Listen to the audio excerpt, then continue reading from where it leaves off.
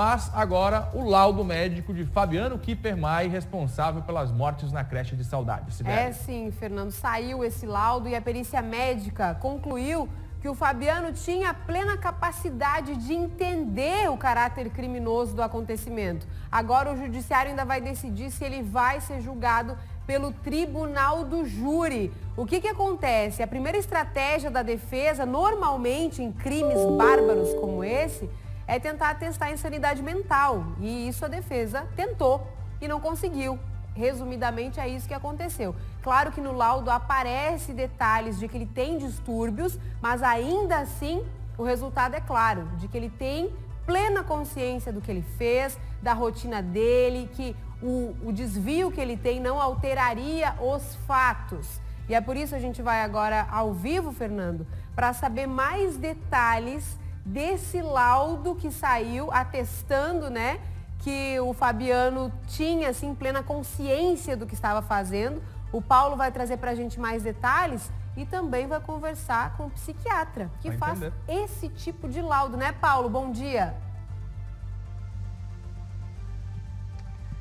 Bom dia, Cibele, bom dia, Fernando, bom dia a todos que nos acompanham aqui no SCC Meio Dia.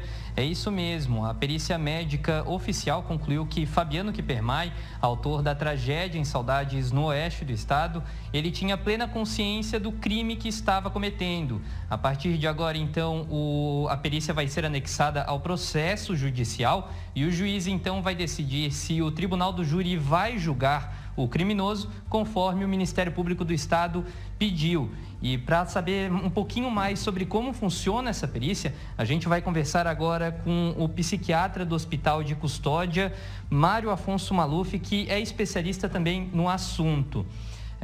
Bom dia, Mário, tudo bem? Bom dia, Paulo. Como funciona esse tipo de exame pericial para testar se uma pessoa tem consciência do crime que está cometendo ou não? Bom, bom dia a todos, né? Essa é uma dúvida muito comum, porque em psiquiatria, grande parte dos processos não são feitos através de exames, de imagem, de laboratório, né?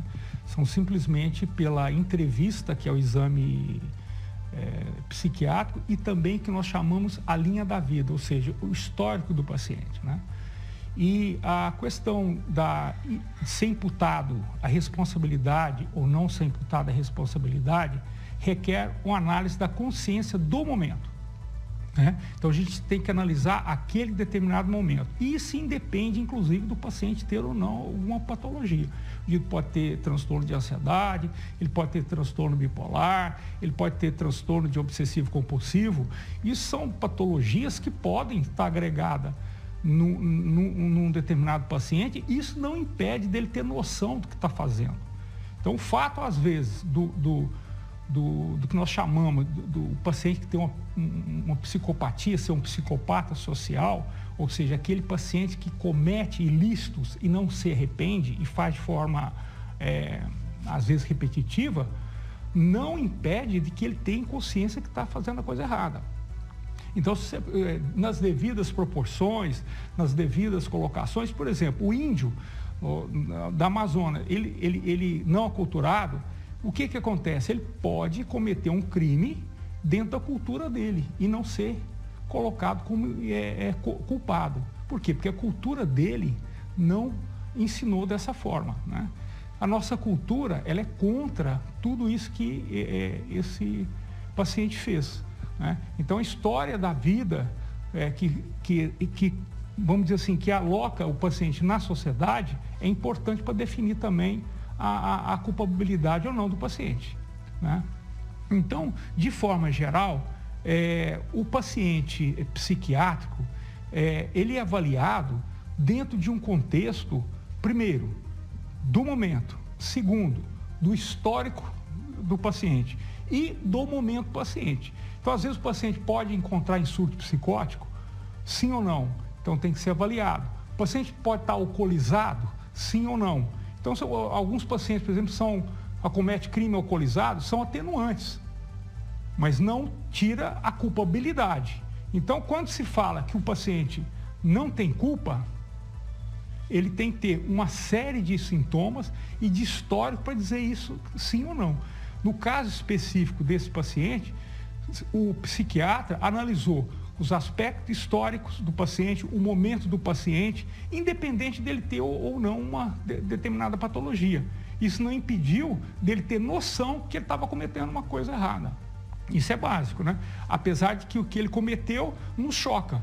Então, de forma individual, para uns não chocam, né? Então, tem pessoas que cometem crimes, desvios de milhões de reais aí, que poderiam ter comprado equipamentos para salvar vidas, né? E é uma forma, vamos dizer assim, de ter o comportamento errado e ter lucidez do que está fazendo, né? Então, nas devidas proporções. Então, é importante definir. Não é se fez só coisa errada, é se o fato de ter feito coisa errada, ele tinha consciência ou não do fato. Perfeito. Muito obrigado, então, Mário. É isso, Cibele. Fabiano Kippermayer, então,